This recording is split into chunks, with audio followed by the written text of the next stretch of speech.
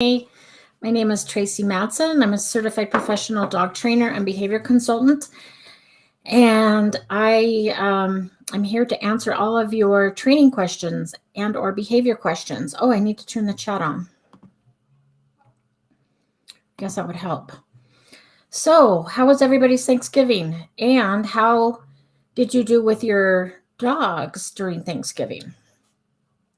My dogs actually got their own plate of food that included turkey without bones and stuffing and mashed potatoes and gravy. So they all get each their own little plate to have. And it was really nice. So hope you guys all had a really nice Thanksgiving. I did comment on the Facebook page. There was somebody that wanted to know about impulse control. So if you're able to get on tonight, please introduce yourself and I will demo it. I may demo it anyway, just so if you want to go back and look later, you can and see how I do it. I answered a couple of questions today that people had about, oh no, Karen, everyone had COVID. Oh, I'm so sorry. You know, last year, I had COVID for Thanksgiving. I had it from like the end of October through Thanksgiving. So I lost a ton of weight because I was not able to eat anything. So I'm glad so did you have COVID as well? I need to write down names. So did you have COVID too? Because that would be terrible. Wait, today's the 1st. It's the 1st of December. Oh my gosh. We are entering the Christmas season. Okay, Karen from Massachusetts.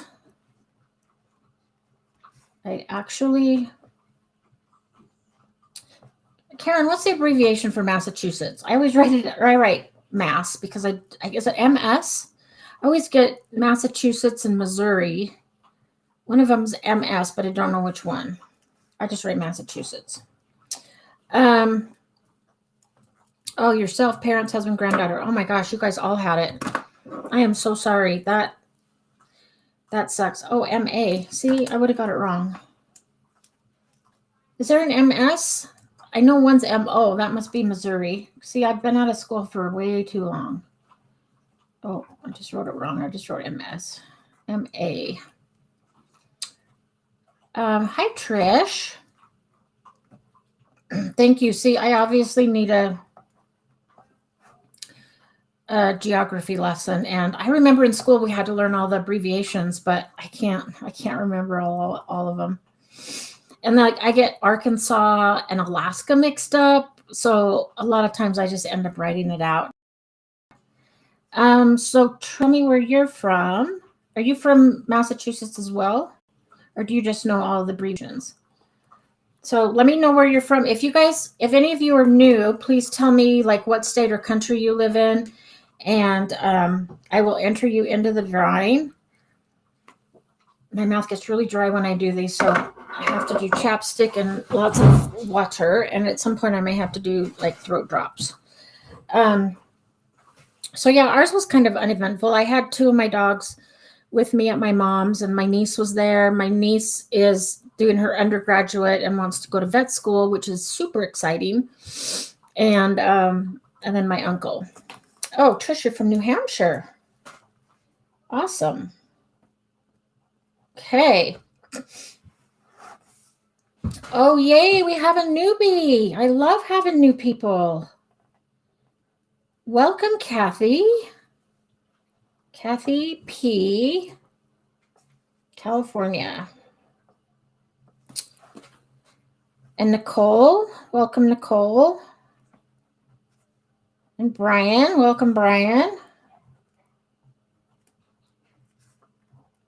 Let this take a few seconds and write everybody's name down.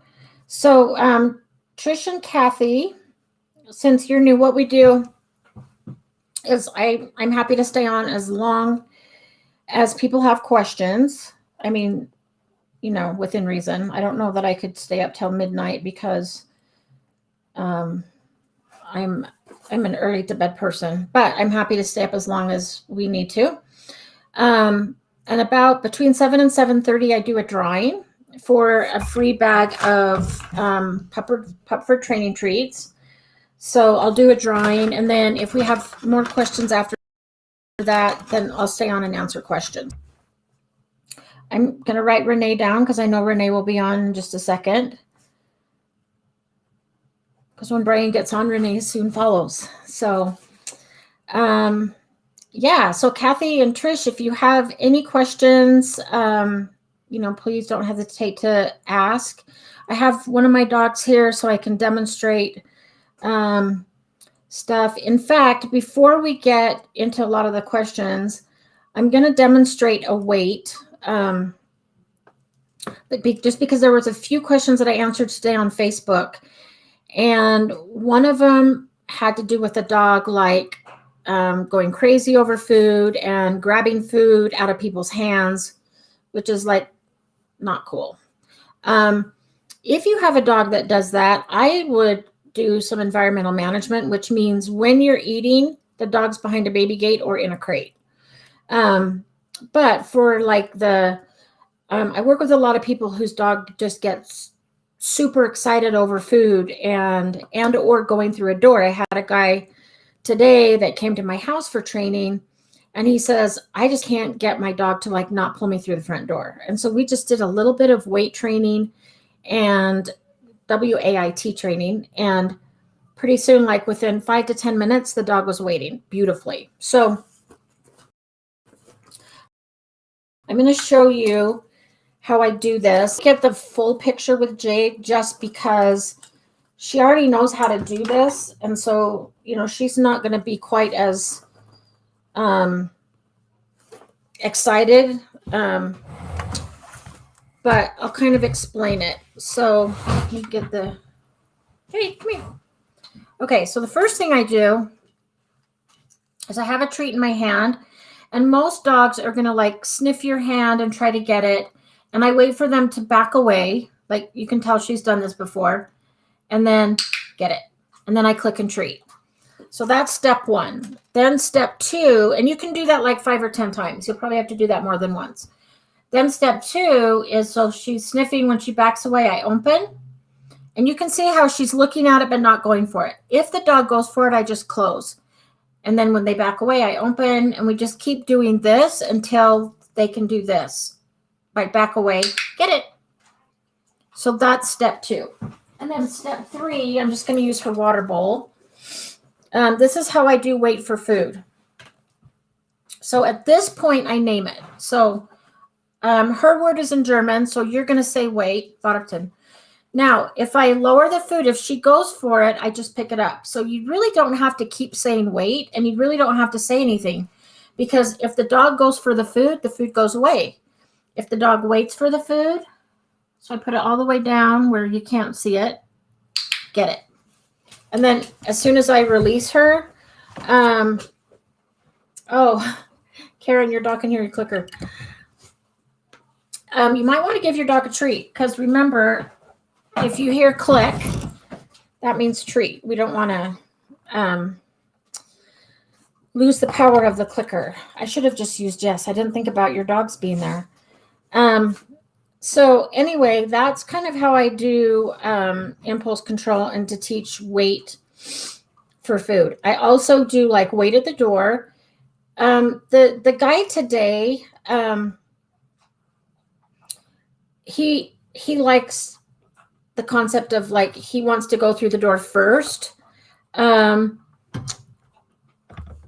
his dog to follow. If you've heard that, that you need to do, you need to go through the door first, that's not true. That has nothing to do with you being dominant or things like that. My dogs honestly go through the door first, but I don't allow them to pull me.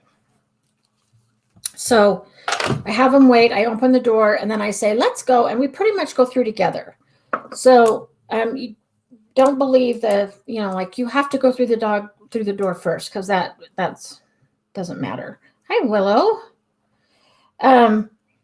So I do like wait for food, wait at the door to go out. I don't do this for potty because, if your dog really has to go, we don't want to make him wait.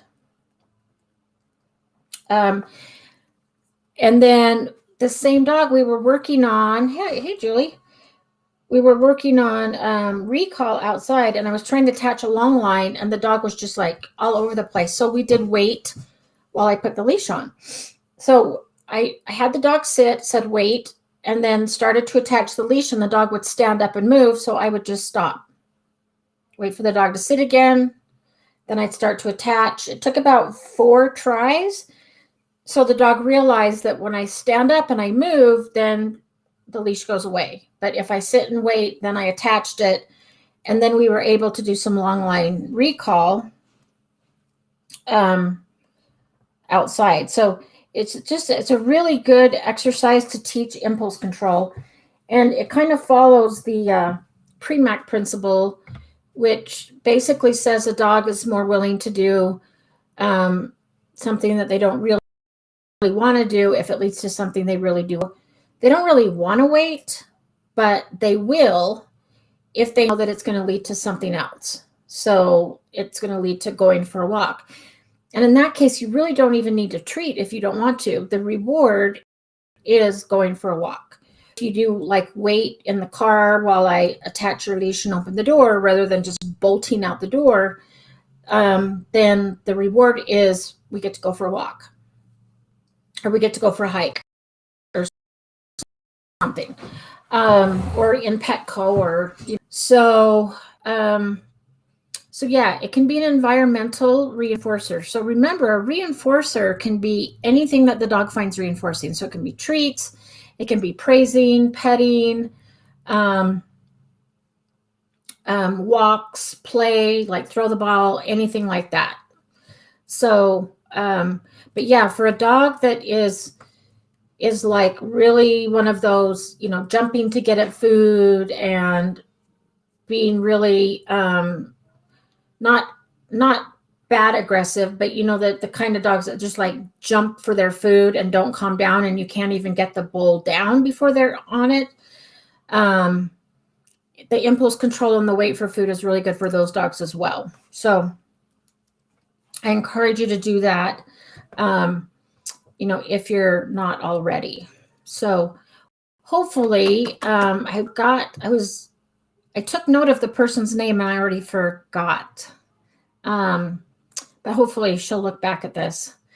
So Karen, interestingly, this guy that came today, he'd had some training with his dog, but hadn't used a clicker. And hi, Debbie. I think, Debbie, you're new too, right? This guy had never used a clicker before. So I was showing him the clicker, and he really loved the concept of it until he was trying to do recall, and we had the dog on a long line, and he had treats and the clicker. And it was funny because he said, here, I'm going to give this back to you. He goes, I'll never be able to do this. So yeah, I mean, it does take some practice. And I think for me, because I had never used a marker before I started doing this kind of training, I started out with a marker. I started out with a clicker. So even though there was a learning curve for me as far as timing, things like that, I was able to learn it really quick. And then I actually started using a verbal marker but I did clicker first and then verbal. So people that are used to, there's a lot of trainers that just use yes or good. And then if they try to transition to clicker, sometimes it's hard for them to get the timing right, which it's the same as using a verbal. Instead of saying yes, you just click. And I feel like the dogs learn faster and retain it more. So And I love it. I wish more of my clients would try it and just get used to it. But I think that with the very first session, if they don't get it, and even I make mistakes. I mean, I was in my puppy class last night, and I even did it out of order. And I've been doing clicker training for over 10 years, and I clicked and said come at the same time. So, we all make mistakes. Even trainers make mistakes. So, but Karen, I agree with you. I absolutely love clicker training, and I love doing it with my dogs. And I do feel like they learn faster, and it's fun for them because it's like, oh, okay, if I can make that little box go off, if I can make that click, then I get a treat. And so, the way I described it to this guy today, and it really made sense to him. So for you guys that are new, and I'm so excited, we have 3 new people here tonight, which is really exciting. Not that I don't love all of you regulars, because I do, but it's always nice to have new people join us. And so the way I explain it that makes sense to me is like a game show. So if you watch a game show, and let's say somebody gets the right answer and the host says, yeah, that's right, good job. And you're thinking, oh, cool, I got it right. Versus when somebody gets the right answer and they give an answer and you hear the ding, ding, ding, ding, or whatever. And they're like, oh, yeah, you got it right. Because when they hear the ding, then that means they either got points or money, depending on which show you watch. So you can tell the difference between just a verbal marker, even if you do like an upbeat yes, versus like the sound of the click. That's kind of different. They're both right. So one's not wrong. They're both right. And they both work. It's just in my mind, the sound of the enforcement to it, and it's just a distinct sound that lets the dog know that they've earned a reward. So that's why I like to do it. I'm in a service dog class right now, and I'm co-teaching it with somebody else. But when my my training partner is teaching her part, the dog, and I'm the only one in the class using a clicker, like the only one, but that's okay. The other was like, they don't want one more thing in their hand. And that's totally cool. They don't care that I do use it. And hopefully I can convert them to use it. And sometimes, like if I'm working in a new area with my dog, like a new grocery store or a place she's never been before, I will pull out the clicker and reward her for like checking in with me, walking by my side, like not sniffing the ground, because new places are so distracting. So I do like to get the clicker out, just because then she pays attention more and I can reward her for the good behavior that I want. And then she's starting to generalize it now to where it's like, oh, okay, we did this in another store, so I just do the same thing here. And I think she gets it better. So that's why I like to do it. Okay, so for our new people, do you guys have any questions? Training questions, behavior questions, or are you just tuning in to see like what we do on Wednesday nights? For those of you that come every week, you can tell I'm back in my office. My board and train last week, remember, it was pretty chaotic. I had the French Bulldog boarding with me, and he is so cute, but he has so much energy, and he is a holy little terror. And I've had him since he was 8 weeks old, board and trained, but his owners don't really him. So when he came back, basically because his owner was going away Karen, I was hoping you wouldn't notice that, but yes, I will tell you what happened. His owners were gone from Thanksgiving So I took him, and he won't even sit for food now. So it's like I had to start his training all over again. Okay, so Trish, I will come back and answer your question. And Karen, I will tell you what happened. This is basically how to not break up a dog fight. So I'm going to explain this because I'm going to tell you like how important management is. This is basically just because it's sprained. The bites are pretty much healed, but it's sprained. And so when I'm working with dogs, if they paw at me or if it gets hyperextended, it kills. So I have one dog that can be food aggressive. Not all. It depends on the circumstance.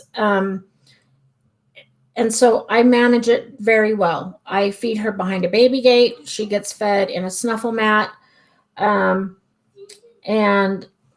I separate them. And 2 of my dogs get fed outside and 2 get fed inside. So I was going out to feed my 2 slower eaters outside, and my cousin's dog was in the yard. And I didn't realize he was out there. And he's a big hunting dog that does not mind. And so I was trying to get him in the dog run so I could feed the 2 of mine. And he was like, I had food in my hand, so he was jumping up. And so I thought, okay, forget it. I'll just bring you 2 in and everybody separate. So as I was getting my two in, he came like plowing through the back door, which he's not even allowed to do. But he came running in the back door and jumped on me and caused one of the bowls of food to fall on the ground. And you can see where I'm going with this. That is a trigger for one of my dogs. And so my other dog just happened to be wrong place, wrong time, food on the ground. And one of my dogs just like went after her because there was food. And normally I would never let that happen. I'm so careful, but I wasn't planning on Butch like, pushing his way through the back door and running through the house and then jumping on me. So I just went to, they always tell you don't reach in and pull them off, but it's kind of like it's hard to know what to do in that moment. Usually I can just say, hey, knock it off, and they stop, because it's happened before, just in certain circumstances. So now I know what her triggers are and I manage them very well, and I haven't had an incident for a long time. But when I did go to grab her, I got bit, and it was actually the other dog that bit. All I had to do was grab my dog's collar, but when I went to grab the other dog, bit me. So, and it's sprained. It was all purple, but it's getting better. You can kind of see the tip.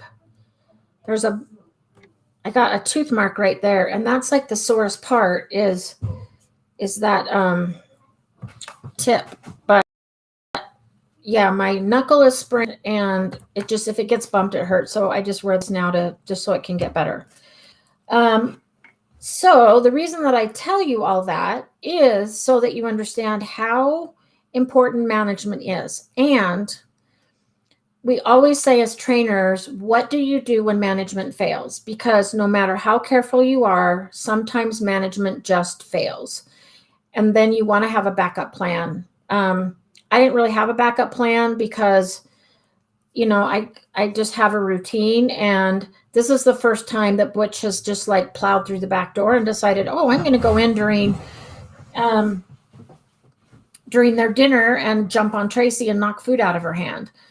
So yeah, it was just, sometimes management fails. And so, but we just try and do the best we can. Like I have 2 baby gates in my house. Usually Jade gets fed on the other side of the baby gate, like I said, in a snuffle mat.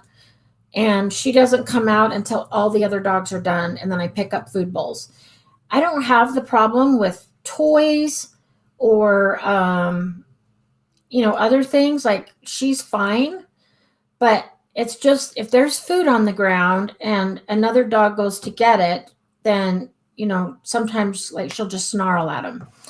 And this time, Daphne decided that she wasn't going to take it, and neither dog was hurt. When I checked him over, there was not a mark on him, so it sounded worse than it was, and it was just a lot of like saliva and slobber, but nothing. No, the only skin that was broken was mine.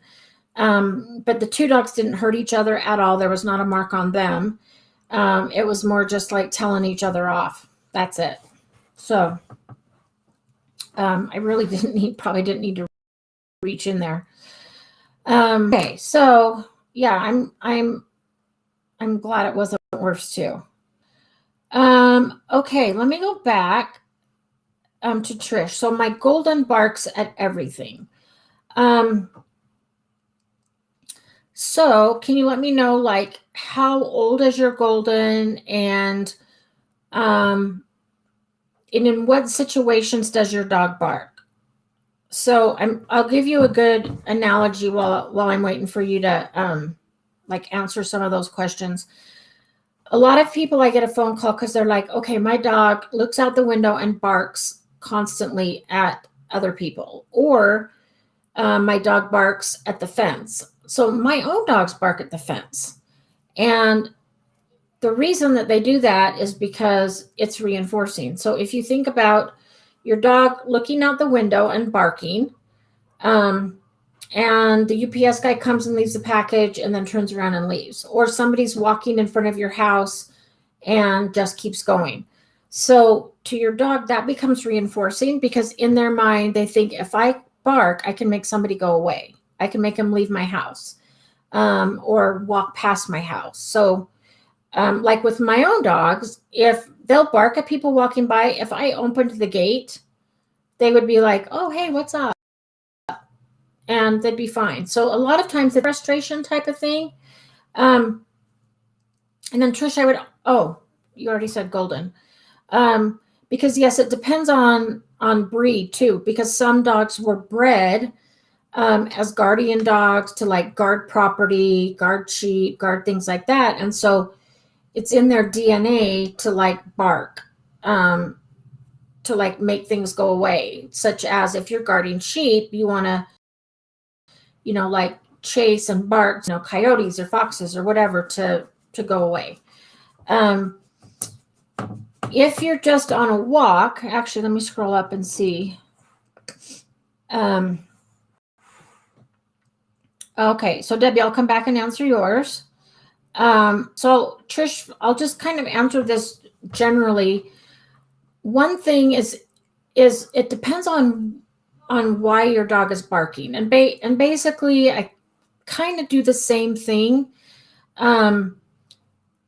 If your dog is barking at something, remember that this is how dogs communicate. So it can be oh my gosh, there's a dog and I really want to play, and I'm young, and so I don't have any impulse control, and I just want to go play, and I want to do it right now, that kind of thing. Or it could be like, okay, I'm a little bit afraid. I'm not really used to other dogs, and there's a dog, and I want you to go away. So it depends on, so they can bark for different reasons. But basically what I do is I'll use a positive interrupter, and I'll just say like enough or stop or quiet. Like you can use any interrupter.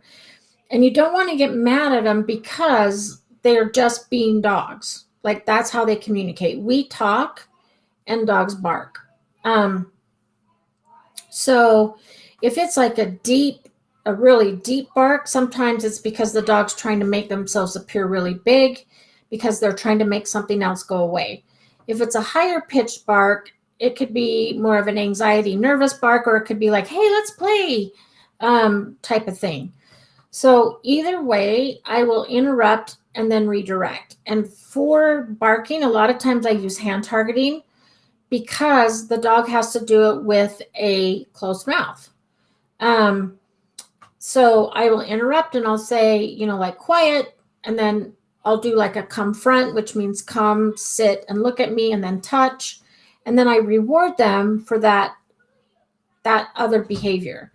Another thing you can do is wait until your dog, and this is where the clicker is so good, because you can do it really quick. So let's say you're walking and your dog barks, and it's bark, bark, bark, bark, and then takes a breath. Right when your dog takes a breath, click, and then good quiet, and then give a treat. So you want to mark those times when your dog is being quiet, or you can interrupt and then ask your dog to do anything other than barking. So you can do like watch me, touch, sit, and reward anything other than the barking. If your dog is like pulling on the end of the leash and barking, most of the time, like I'll move the dog farther away. And depending on the situation, I might do like a sit and a wait. And it's like if you sit and wait, then I will let you go say hi to the other dog, as long as both dogs are friendly. And what I'm describing is you can do this with anything. So if your dog barks at other dogs or people or the garbage truck. The other thing that we do is called Look at That. And Trish, if you want to email me, and it's really hard to type with this thing on too. Oops, I just spelled my own name wrong because I started typing Trish. Okay, so I'm going to give you my email address. And if you want to email me, just tell me that you want the Look at That handout. So basically what I do is anything your dog barks at, if your dog is barking, then it's already over threshold. And so I'll do like a let's go and turn and go the other way and get far enough away to where your dog can just look at the other thing and be calm. So whether that's 10 feet or 50 feet. And then I start at the distance where your dog can just look at, I'll just use garbage truck as an example. So your dog looks at the garbage truck and stays calm. I click and treat for that. So it's like I'm clicking for the dog just looking and not barking. And I do really like to use the clicker for this because when the dog looks and hears the click, they learn to look away and be like, oh, I heard the clicker, where's my treat? So it really helps them to disengage from that thing. And the thing I like about this is that you can do it with anything: dogs, cats, people, bikes, garbage trucks, anything. It works for everything. And so we're pairing the thing that they're barking with, we're pairing that with high value treats, and we're teaching the dog what we want them to do instead. So instead of barking, I want you to just look at it and notice it and stay calm. And then I'll reward you for that. So in your dog's mind, it's like, oh, God, now I see garbage trucks and I get yummy treats. And we're teaching the dog, yeah, you get yummy treats for just staying calm and looking. Does that make sense? So it's super easy. They just look at it. If they look at it and bark, then you're too close. So then you need to increase your distance again. But if they look and can stay calm, click and treat. I did this with a dog just today that's really anxious around other dogs and does the pulling, whining, barking, but off leash, this dog can play with other dogs. It's just an on leash frustration thing. So we did this where we did like one step at a time. So let's say I have these two dogs. So let's say this is the one that is barking and this is the other dog. So I have this dog look and then I'll click and treat. And when I can do that like 5 times, then I will move a step closer. And that literally means one step, like not 3, not 4, just one step. And then do the same thing from here. And if from here the dog starts to whine or bark, then I say, oh, let's move back. And so then I move the dog back. But it's literally like one step at a time and then one step. And at each step, I'll do like 5 to 10 repetitions right there before we get closer. So it's teaching the dog a new behavior and it's teaching them impulse control. So if they do want to get closer and say hi and play, then it's like, yep, if you stay calm and don't, pull on the end of the leash or lunge or anything like that, then you will get up to meet the other dog.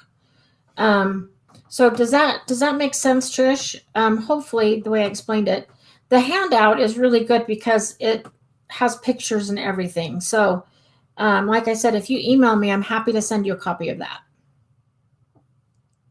The other thing that I would do is teach your dog, if you haven't already, teach like a really good watch me, because it teaches the dog to like focus on you rather than the thing they're barking at. So we kind of do that with the look at that.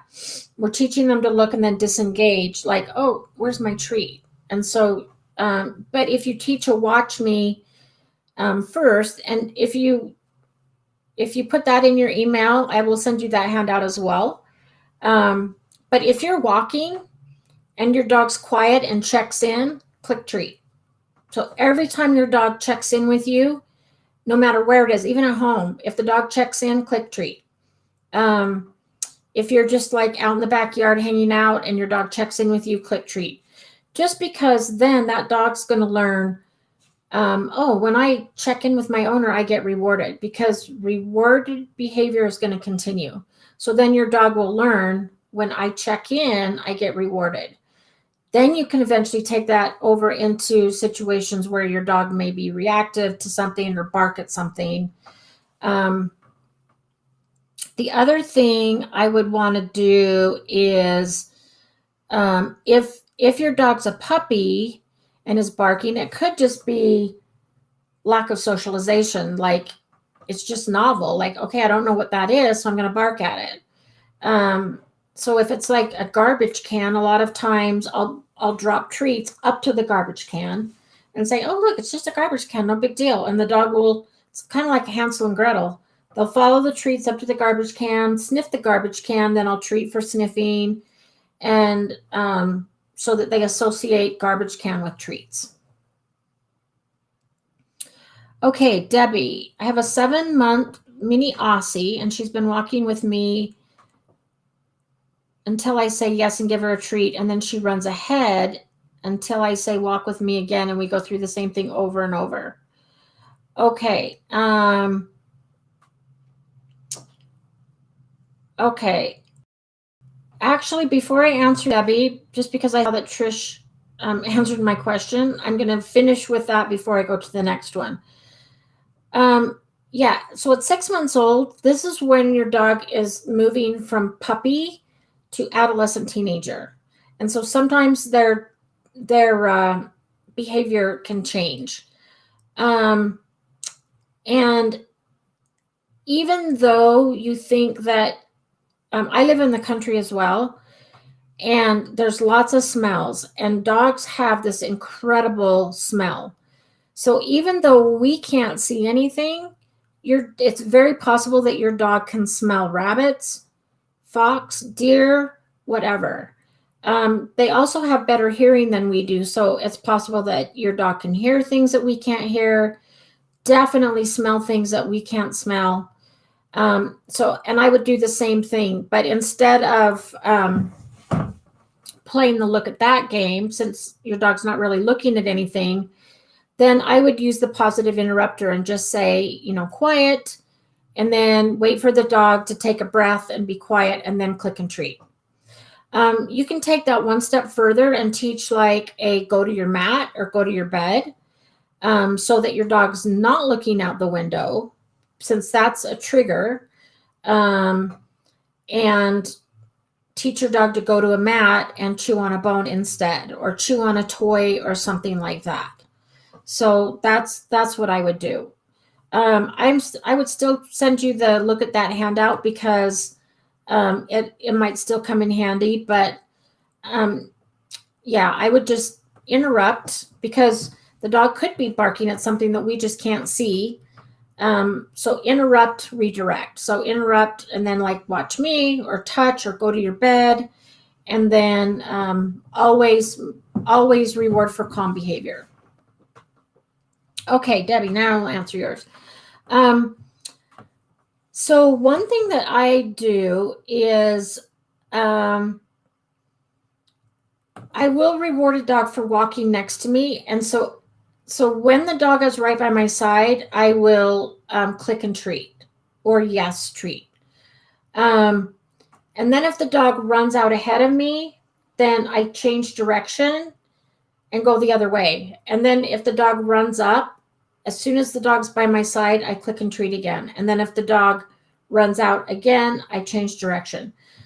So the human is getting dizzy, but the dog's getting tons of exercise. But the dog learns if I run out in front, then my owner's going to turn and go the other way, and then I have to catch up. And so, and then I always reward right by my side. Because I think what's happening is your dog's like, oh, I'll walk by your side, get a treat, and then I'll run out.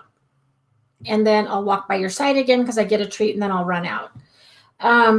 One thing that I would do to start, let me see if I can demo this.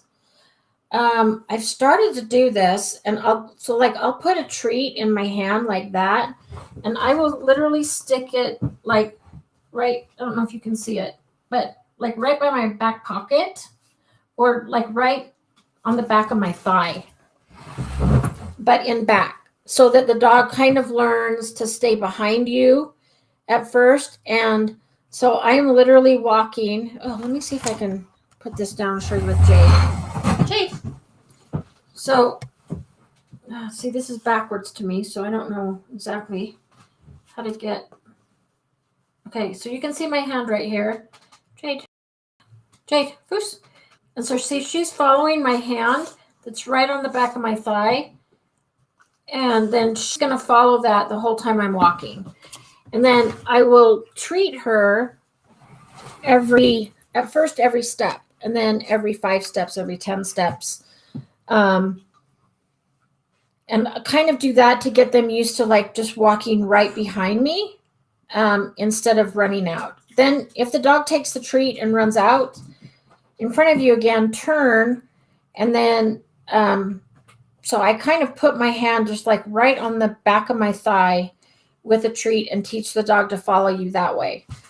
The other one that you might do is like you can do the stop and go game, which means, tight leash means we're going to stop. Loose leash means we're going to go. Another thing, since your dog loves to run out ahead, try putting your dog in a, like a with me. And then while your dog is walking with you, do the hand targeting thing, and in your mind say, okay, if we can go from here to this tree, then I'll let my dog go sniff. So again, you're teaching the dog that if you do this, then you get to do this. So we're going to walk 10 feet and then like, oh, good dog, good walking, go sniff. Then you can release your dog to go sniff. So again, it doesn't have to be a treat reward. It can be you walk by my side and don't pull, and I'm going to release you to go sniff and sniff bushes and sniff trees and sniff whatever you want. And then you can put your dog back in with me. And when I'm in a new place or in a place with lots of distractions, I really engage with the dog. So I'll be like, watch me. Oh, what a good girl. Let's go. And just really engage. And I might do watch me, touch, heel, and really engage, reward for right by my side. And then I will say, oh, good job. Good heel. Okay, go sniff. And then I usually will have, I use a freedom harness. So when I'm doing the loose leash walking, I unclip the back and just have the front so the dog has a longer leash. And then I can release the dog and say, go sniff. And then the dog has freedom to go sniff. So does that make sense? And with puppy, well, and even at 7 months, again, you're in the same position as Trish. You have an adolescent teenager that's kind of wanting to explore a little bit more. So we can make it so that the dog does get to explore, but they have to do this first. So you walk nice, and then I will let you go sniff. Another thing that I like to do is I'll do the loose leash walking, and then when the dog walks really nice, like 5 to 10 steps, then I'll take a handful of treats and toss them on the side of the road, like in dirt or grass or wherever I happen to be. And I'll toss them and I'll say, go hunt. And so the reward for the dog walking by my side is they get to go play the go hunt game, which they love because it engages their nose.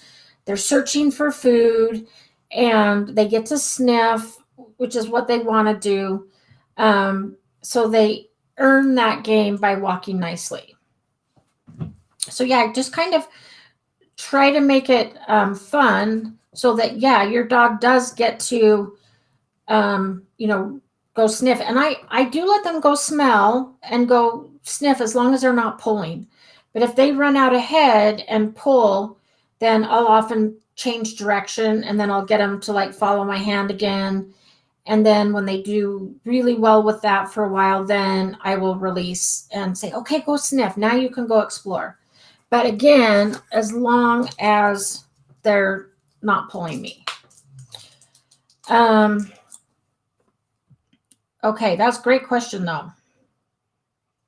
Oh, Peyton constantly barks at her reflection. I had a dog do that in my puppy class because we have a sliding glass door where I teach. And so the dogs can see their reflection through the door and they'll bark at it. So I usually just say, okay, let's go and just turn and move your dog away from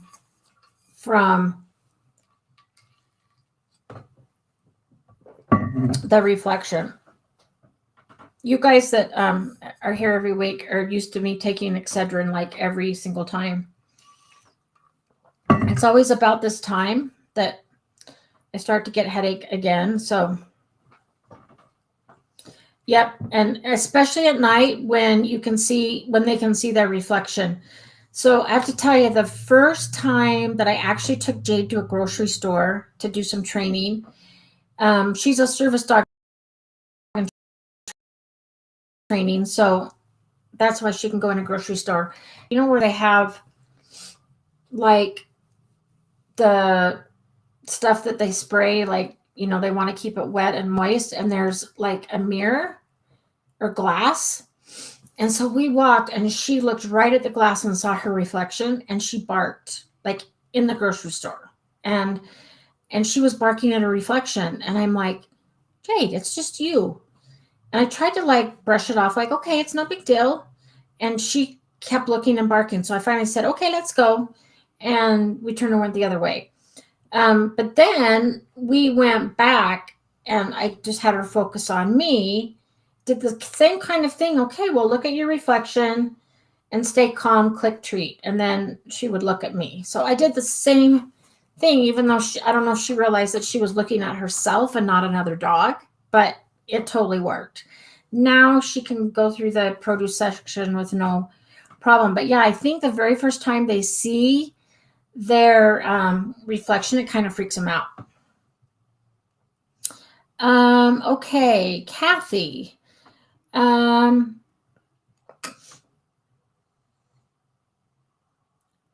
Elizabeth, I'm so happy to hear that. Okay, I'm going to answer Kath. I get ahead of myself. So, yeah, I'll have to tell you about that. We're actually going to redo that course. But yeah, I'm interested in what you have to say.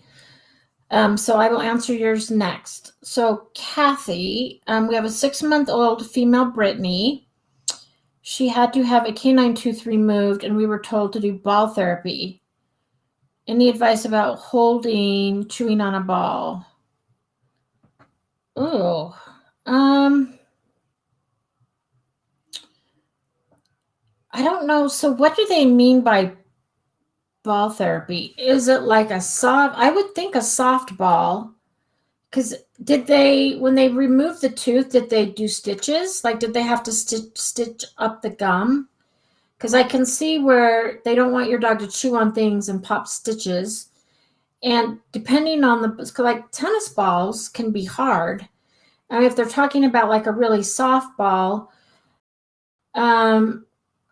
one way that I get dogs to to play with balls, and I don't think I have one here, but I teach a take cue.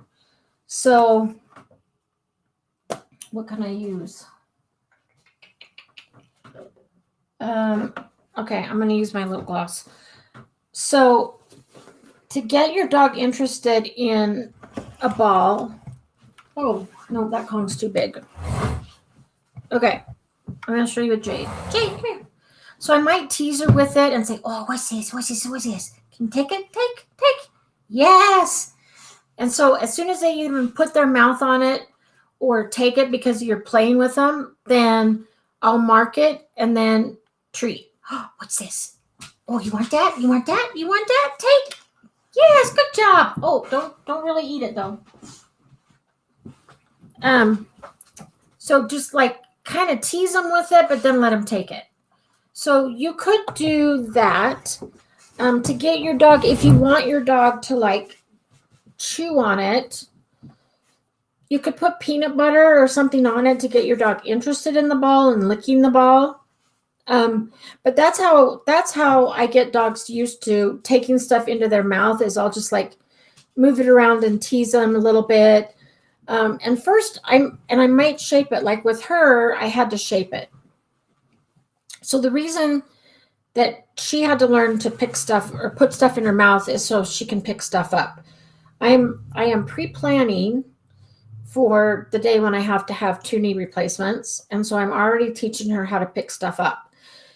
So I started with like just a sticky note and put it on my hand, and we did touch.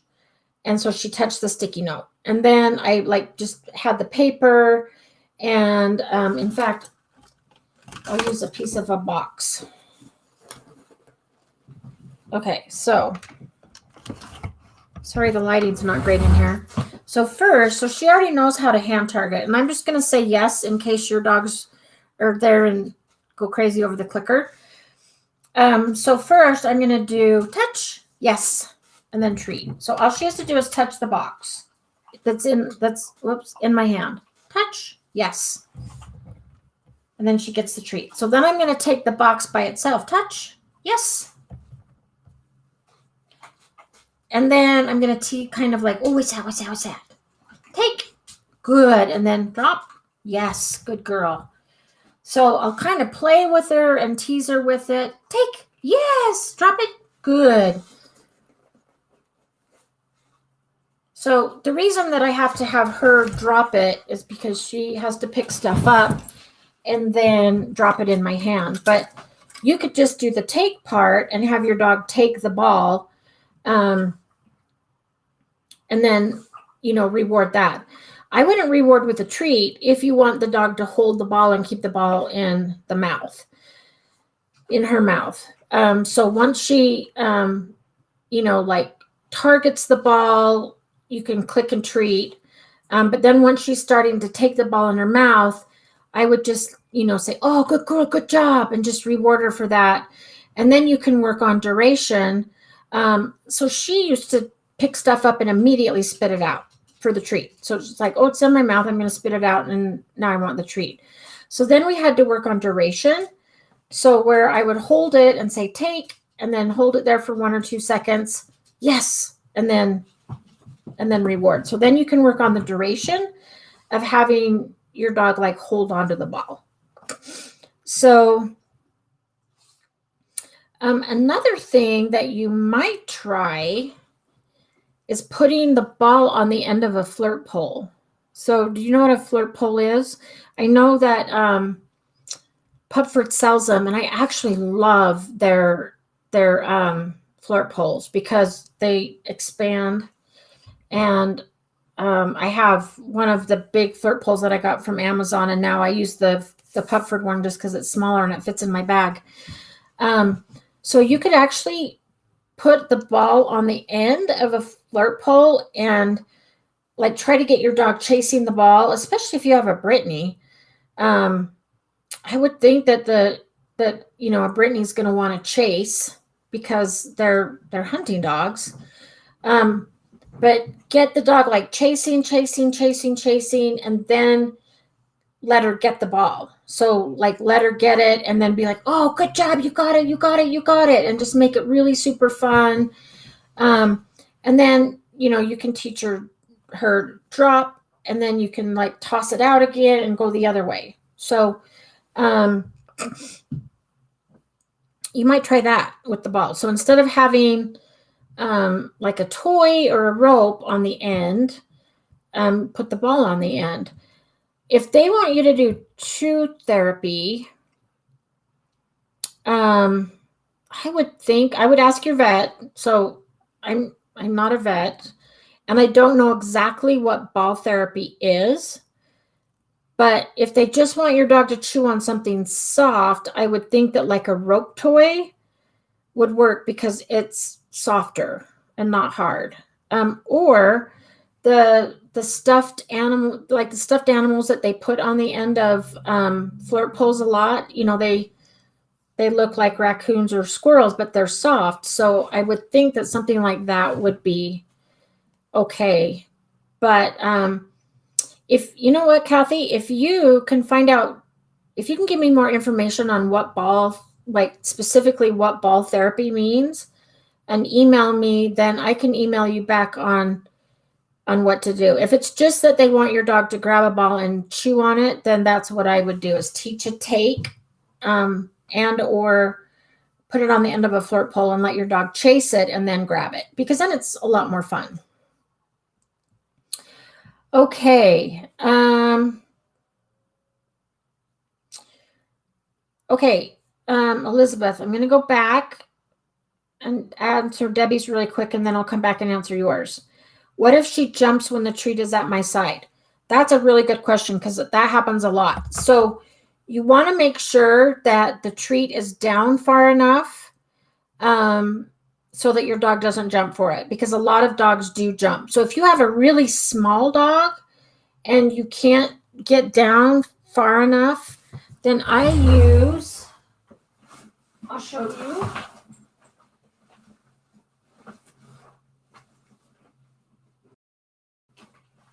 I use a target stick. So for really small dogs, and I also have a bad back, and so it's not real comfortable to bend over and try to do the hand targeting or the behind the thigh with a Chihuahua. So I use a target stick. This one doesn't expand as long as some of the others, but this, you can put peanut butter on the end, and then you can put this down right in front of the dog's nose and let the dog follow this along and lick the peanut butter. So the target sticks, my favorite one, I actually gave to a client. I was trying to, so this one I actually like better because you can see it extends longer. And this one also has a clicker. Well, they both have a clicker on them, so you don't have to carry an extra clicker. But this one is pretty long, so you could stick this right in front of your dog's nose and put a little bit of cheese, peanut butter, something like that right on the end. And then this, I can stand straight up and this will go all the way to the ground. You could put this like right behind you, like right behind your leg, right in front of your dog, and have your dog follow this. And yes, for those of you that are doing this, you want to make sure that you're not holding the treat up too high, because the dog will jump for it. So you want it right in front of their nose, but to where they can just walk normally and like lick and sniff the treat rather than jumping up for it. Okay, Elizabeth, I just finished your reactive dog course. It's been really helpful. I'm so glad. I honestly, when I videotape these, I hate seeing myself on video. So I never go back and watch these lives, and I have never gone back and watched the finished product of the courses. So I honestly don't know how it turned out. So I'm glad that it was helpful. And we're going to be refilming a lot of these, just because Pupford has a professional videographer now. And so we're just redoing them now to make them even better. So, and one of these people that I love to always learn. So I'm constantly doing continuing ed and taking classes. And so chances are I've learned even more stuff. So the next one we do is going to be even better. Do you have any additional tips for dogs with high prey drive? My poodle wants to chase everything that moves. Yes. So there's two things I would do. First, if your dog wants to chase, I would do a lot of nose work while you're walking. So the go hunt game. So basically, when you're walking along, take some food and throw it in the grass, snow, dirt, anything that your dog can't readily see it, but would have to use. Is it a boy or girl? Oh, it doesn't say. Anyway, your dog. So your dog has to engage its nose and sniff, because that way your dog kind of gets to like hunt for the food instead of hunting for something else. And the other thing that I would do is, again, going back to the PREMAC principles. So let's say, I'll give you an example. So I was working with a really reactive dog in the neighboring town, and we got really good at being able to walk by other dogs. But this dog was, if he saw a bird or a chipmunk, oh my gosh, it was like pulling, whining, barking. So what I did is I taught the dog to like sit and be calm and watch me. And then I would say, okay, go play. Knowing that this dog, and I did on leash, but knowing that this dog was not going to be able to catch a bird or a chipmunk, otherwise I wouldn't have done it. But just him being able to go to the tree and jump on the tree and bark was rewarding for him. But he had to give me calm behavior first. So another thing that you can do for dogs with really high prey drive is, favorite games is keeping my like Amazon boxes, my Pupford boxes, and I'll start with 3, and I'll put like 3 boxes down, and I'll put a piece of cheese or something in one of the boxes. And then I'll bring the dog out and I'll say, find it. And then, if you need to help your dog, you can say, is it in here? Is it in here? Is it in here? You'll be able to tell when they find the box with the cheese in it. But for dogs that have a high prey drive, it's really good to get their brain engaged and give them something to do, like searching for food, doing stuff like tracking.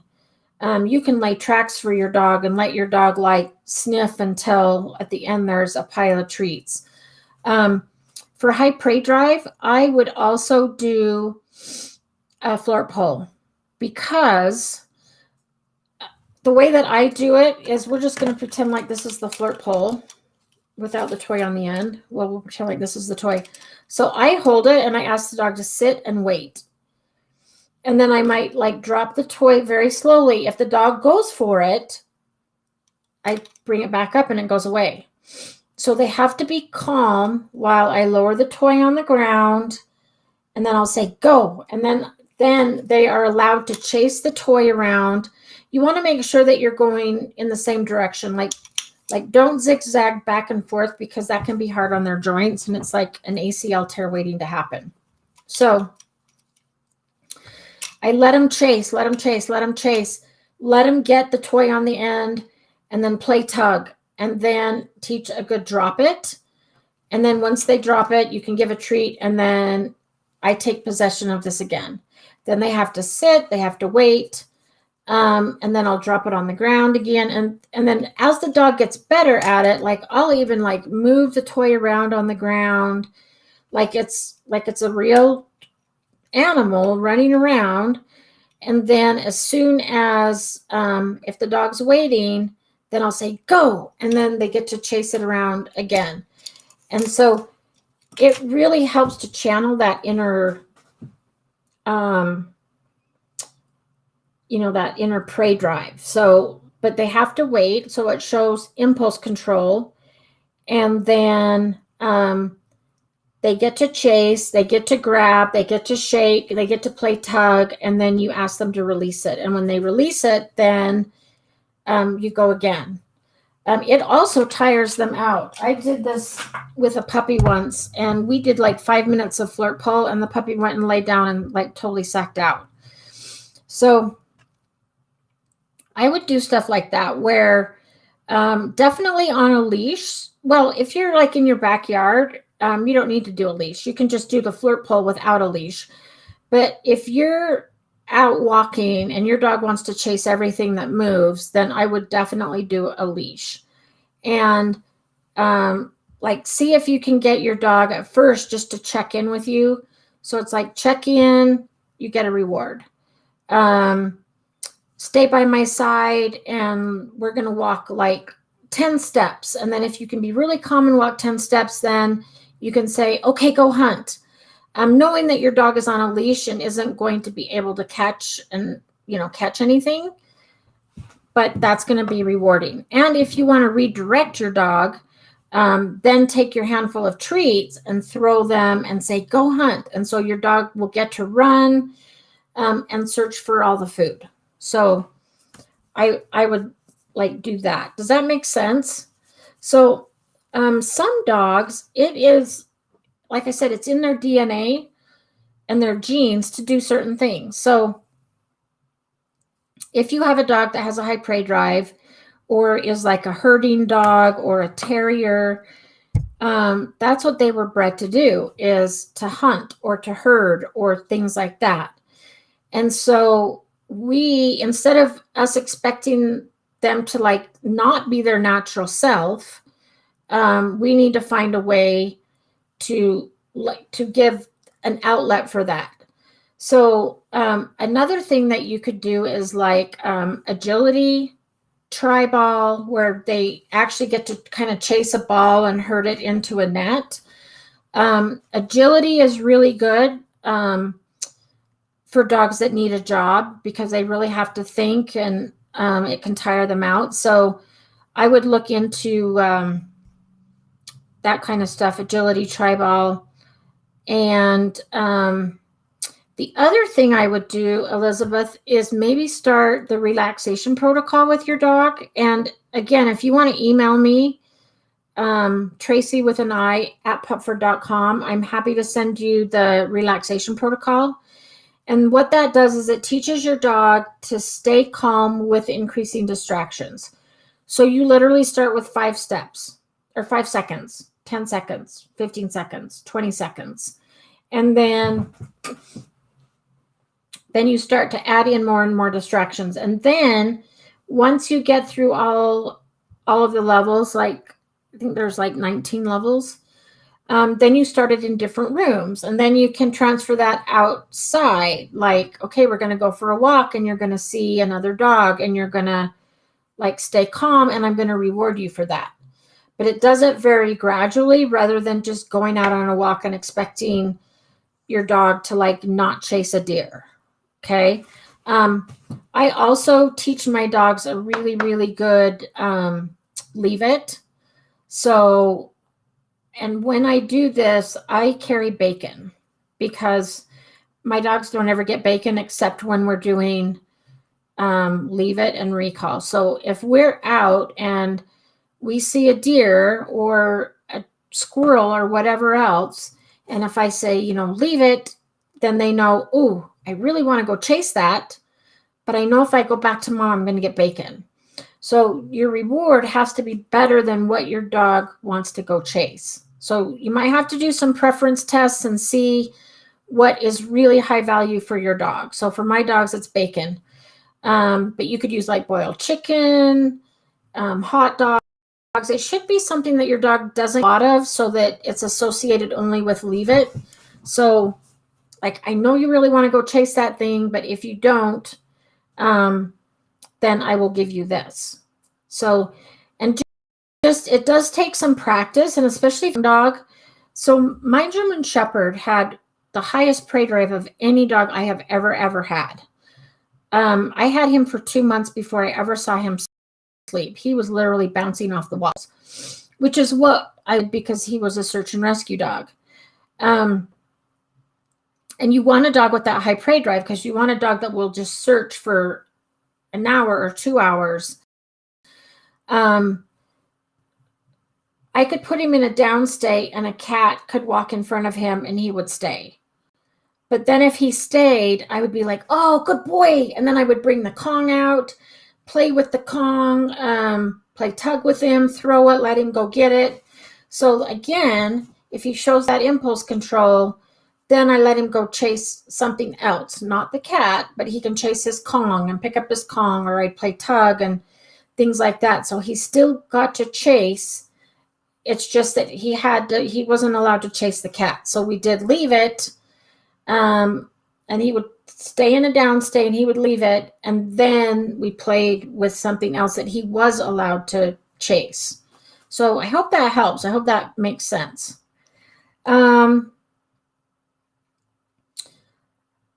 Okay.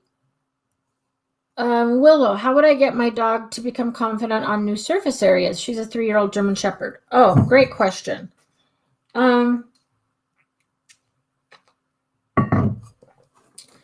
Okay, so what I do is I will toss treats.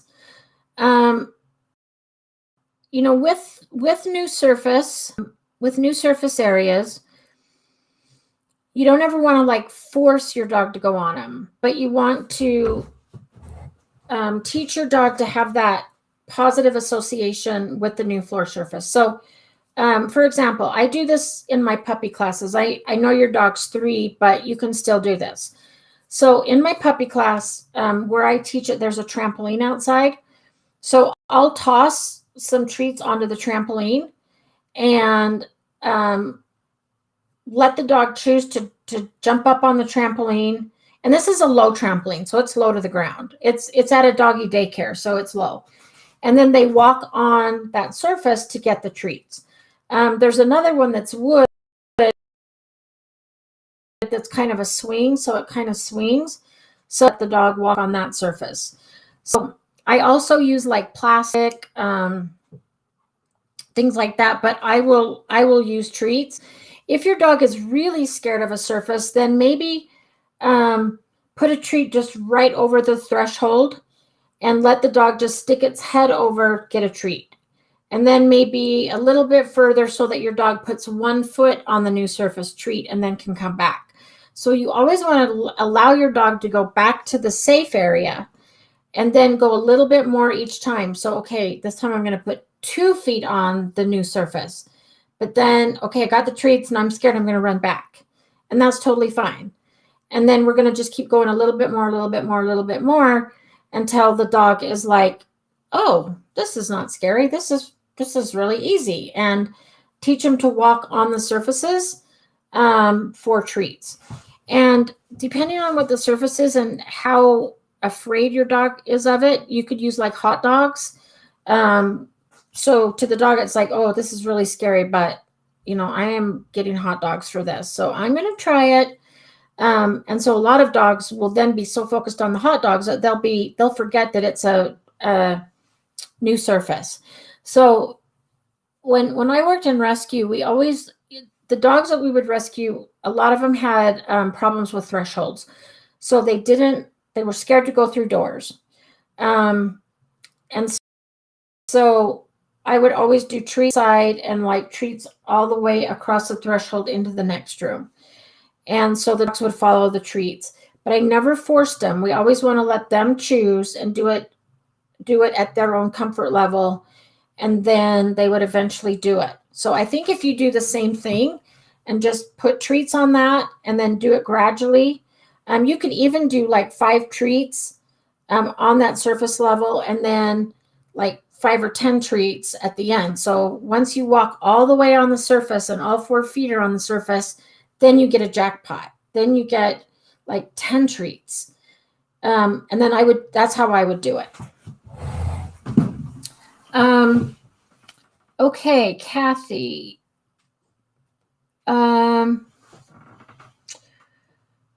Ball therapy to help align the teeth. Oh, you know what? I have never heard of that. But if they want your dog to chew on something hard like a Kong, then I would do it the same way. I would just, first, well, like this is kind of like Kong material. So first, like do the targeting, and then you could do peanut butter and let your dog just lick it, and then teach a take, so that your dog will take it in his mouth, and you could shape it. So like, yes, again, first they're going to just like sniff it and then touch it and then lick it. And then like kind of tease them with it, like get it. And then, get it to where they bite it and then praise and like get them chewing on it like that. Ever stuffed a Kong? So you could take a Kong and stuff it with like peanut butter, kibble. I use broccoli, carrots. Sometimes I use baby food, mix it all together, and I stuff it and then freeze it. So the dog will lick the insides, but then they'll also chew on the Kong, because they want to get what's on the inside. So to get your dog to chew like that, you could stuff the Kong, then freeze it and have them chew on it that way.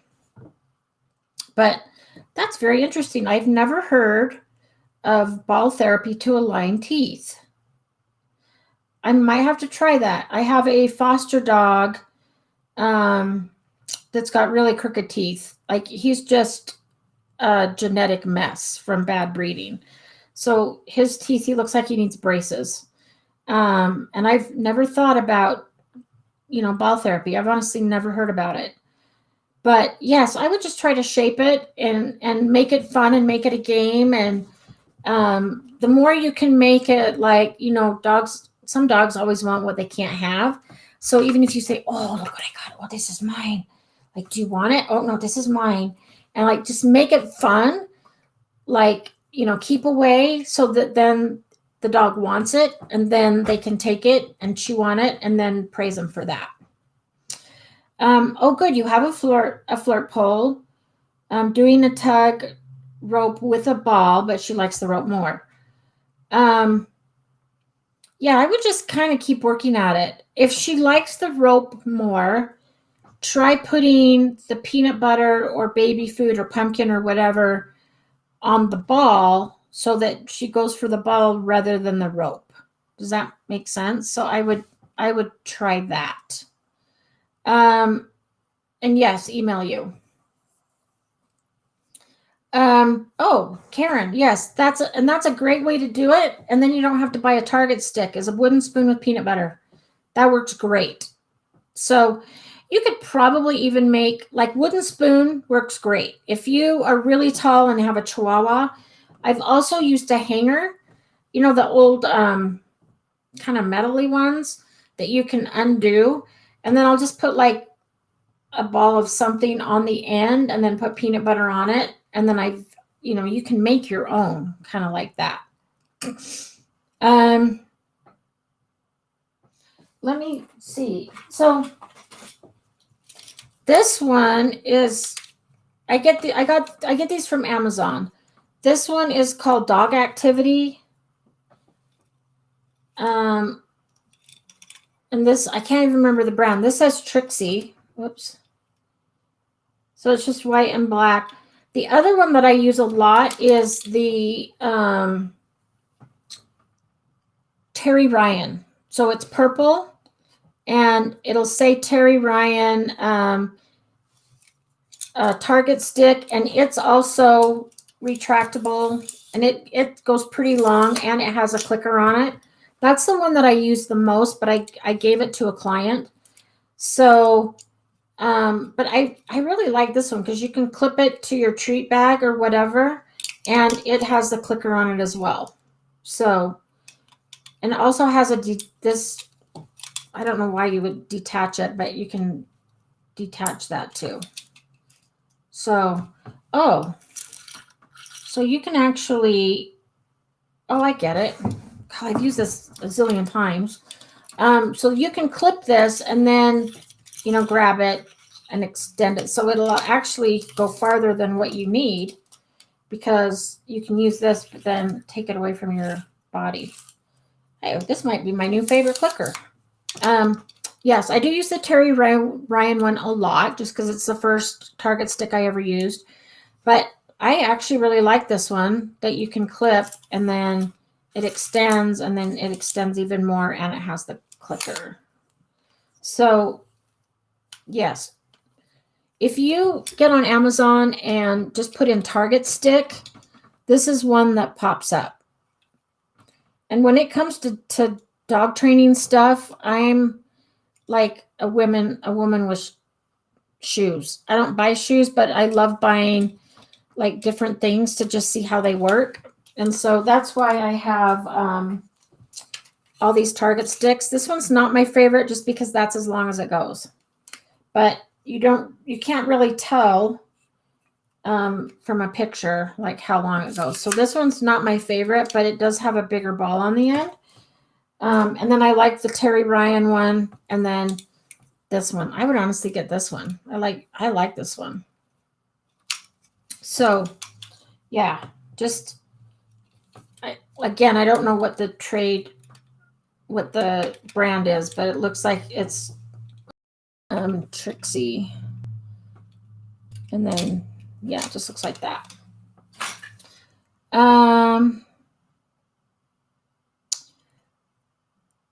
Okay. Oh, thank you, Elizabeth. So yeah, I'm always afraid to, because I'm so critical of myself, that I would be able to point out every single mistake I made, or like, oh my gosh, why did I wear that? Or, bad hair day or whatever. So I don't watch them because it's too stressful for me. So I'm glad it turned out good. And I'm sure the second one will be even better.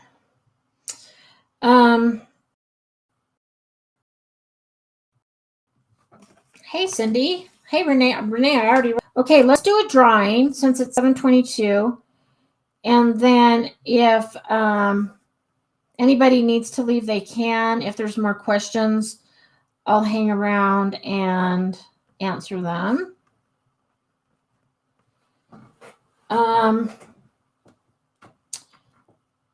Okay.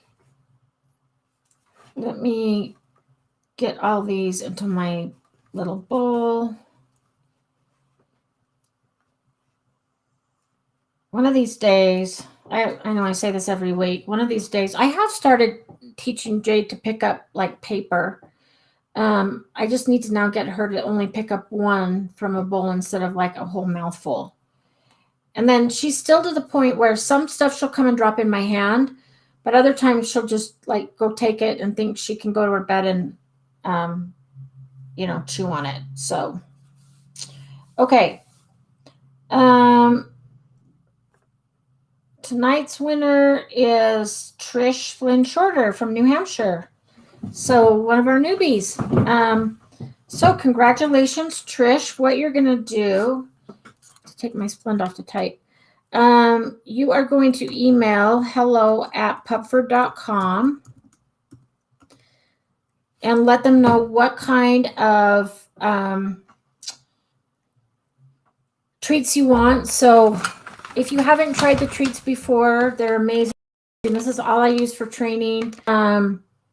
They have the salmon, beef, rabbit. I use salmon and rabbit the most. And then beef liver. They have sweet potato. So they will send you a free bag of whatever kind you want. And I will email them as well. And they'll send it to you. So congratulations. Okay. Let me go back and grab some clickers. Get some more questions. Oh, so Willow, yes. Most most dogs are more confident on cloth and carpet areas. Harder surfaces are hard for the dog because sometimes they can be slippery. So you might even do like carpet, rugs, and then go to like linoleum, because linoleum isn't as slippery. And like I have that fake stick down. I mean, it's so old fashioned, but it's that stick down linoleum that looks like hardwood floors, but you can tell it's not hardwood floors because it's like really cheap linoleum. But do that one next. So when I have puppy board and trains, I'll usually start with rugs or carpet, and then I'll do the linoleum, and then I'll go to like a hardwood floor, and then outside to like cement or rocks or things like that. So you could like graduate up to, the harder surfaces. But yes, the harder surfaces are going to be much harder just because it feels different and it's more slippery for them. Okay, Cindy, need help with recall both inside and out. Outdoors if we go to the dog park. Okay, so this is a great question. I actually dealt with this today with a client. If you are outside at a dog park, I don't always like to use recall because, and it depends. If you're calling your dog so that you can leave the dog park, then your dog's going to remember that and be like, well, I'm not going to come because then we're going to leave.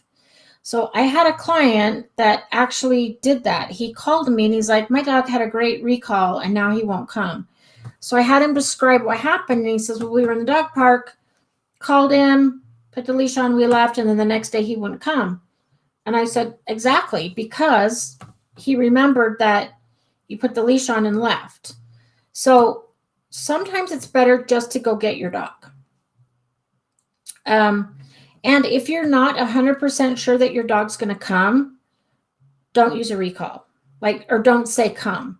So like if I let Jade off leash somewhere, if I'm not 100% sure that she's going to come, I will say, like, I'll whistle or I'll say, let's go over here, this way. A lot of times all I have to say is, I'm leaving. I don't know how she learned what that meant, but she knows what that means. But if she's out like sniffing and exploring and I know she's not going to come, sometimes I'll just go get her, clip on her leash and go. But I would definitely start indoors, and I always like to start with a leash. So I'll toss a treat away from the dog, and the dog will get the treat. And as soon as the dog turns back to me, I'll click, and then I'll treat close to my body so the dog's back to get the other treat. So they go out to get a treat, and as soon as they turn back, now if your dog doesn't turn back, that's why I have the leash. So I can like gently help them with the leash so that as soon as they turn towards me, I click and then treat close to my body. And then I'll start to like throw the treat. And then when the dog turns, I'll kind of run backwards. So the dog like runs after me and then treat. So I kind of make a game out of it. But I wouldn't do a dog park until your dog has a really good recall. The other thing I do is when we go hiking, I have Jade on a long line. And so she can still sniff and explore. I wouldn't do this in a dog park because they can get tangled and that can lead to other issues. But I'll let her sniff and explore, and then I'll say, Jade, come. And then if she does, then it's like, oh, good girl, let's go. And then I'll give her a really high value treat, and then I'll say, okay, go play. So in her mind, it's I come, I get rewarded, and then I get to go play again. So nothing bad happens. It's just a win-win. And then if she doesn't come, then I have the leash and I can like reel her in, really reinforce it, really make it fun, exciting, and then treat her and then say, okay, go play. Because you don't ever want coming to you to end any fun. A good example is when I first got her, I would call her and then put her in a crate before I went to work. And so, and I knew better, but I would, say like, Jade, come here, and then put her in her crate. And then after a week, she's like, I'm not, because you're going to put me in my crate. So I actually had to teach like an on cue, go to your crate with a treat and something fun. And so now she'll do it on cue. But if I'm going to do something negative, like give her a bath or clip her nails or put her in her crate, sometimes it's just easier to go get her than call her. And you don't want to call your dog and then say, okay, thanks for coming. Now we're going to leave the dog park. And until your dog gets a really good recall, I would not use a recall at a dog park. So if your dog gets to where you have a pretty good recall, then call your dog, treat, and then send your dog back out to play so that it doesn't end in the fun. And Cindy, I actually have a new handout on recall where I've added some games. So if you want to email me as well, I know you have my email address. If you want to email me, I will send you my my new recall handout. Ask for my new recall handout so I don't send you the old one, because this one's more fun. Okay. Willow. Okay, let's see. I sent you an email that I should have sent to you earlier last week about the service animal topic. I was busy with work and I never knew when the right time was to send it to you. Oh, was yours the one about the,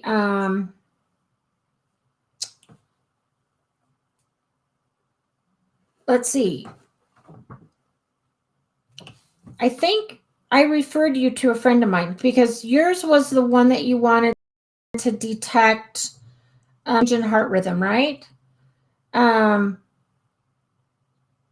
You can send emails to me anytime. I usually try to look at emails once a day, but I get so many that sometimes it takes me like 48 hours to respond.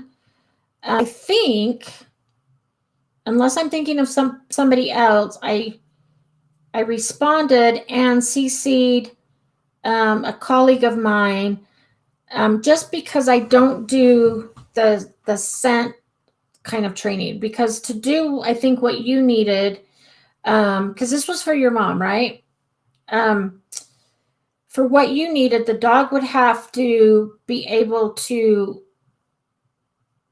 and I don't even know if it's possible, honestly, but the dog would be able to tell when certain things are changing. And I don't know if they do that by scent or something else. But anyway, I CC'd my friend Molly, who does more service dog training than I do.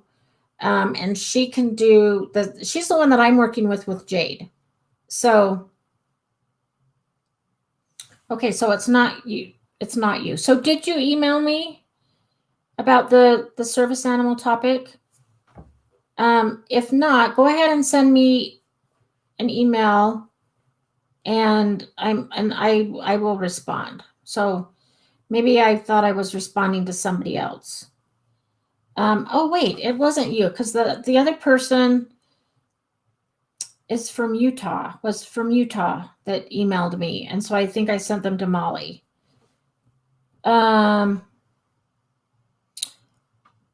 Okay.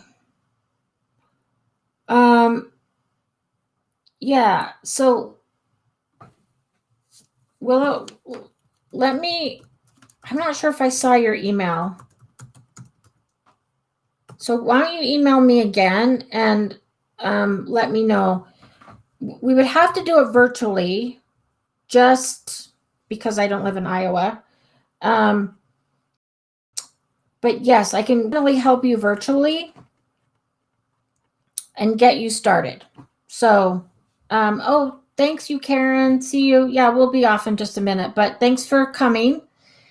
And yeah, Willow, email me again, and I'll just have you fill out some paperwork, and then we can get started like virtually. No problem. Okay. Natalie, what do you have to do for the drawing to win a bag of Pupford dog treats? So basically, as soon as you log on, unfortunately, I didn't see your name until after I already did the drawing. But once you log on, tell me where you're from. So people will log on and say, like, hey, it's Karen from Massachusetts. And so I put your name down, and then I do a drawing, and whoever wins the drawing, that's how you do the drawing for the bag of Pupford treats. So I usually do the drawing between 7 and 7:30. So you want to jump on before that to make sure that I get your name down and where you're from. You have to be in the United States to win. Because they don't ship to anywhere outside of the United States. So as long as you're within the States, then you just like log on, try to get on before 7:15. If it's a slow night, and there's no questions, then I do the drawing earlier. So the earlier you can get on, the better. But you just can say, hi, this is Natalie from wherever you're from, and then I enter you in the drawing. And then I do the drawing, and whoever name I draw, they win the bag of treats. So, oh, Kathy, no, you didn't miss it. I just did it, and it was Trish Flynn Shorter from New Hampshire that won. So, yeah, I just barely did it like 5 or 10 minutes ago. So come back next week and you'll have another chance to win. I think we're also going to start doing a live Instagram Q&A. And I don't know when that is yet, but it'll be posted. But that will give you another chance to win as well. So yeah, we're trying to get more chances for people to win and more chances for people to ask questions. So yeah, tonight's winner was Trish Shorter. And then next week we'll do another drawing. The earlier you can get on, the better, just to make sure that I get your name in. And then just because the drawing sometimes happens at different times. So, yeah, we'll be doing another one Wednesday at 6. So it looks like that's all of the questions. And thank you very much for joining. And I'm so happy that we had some new people join as well. And yes, Willow, please email me, and then I'll have your email address and I will send you paperwork and we can get started with that. So everybody have a great week and we will see you next week.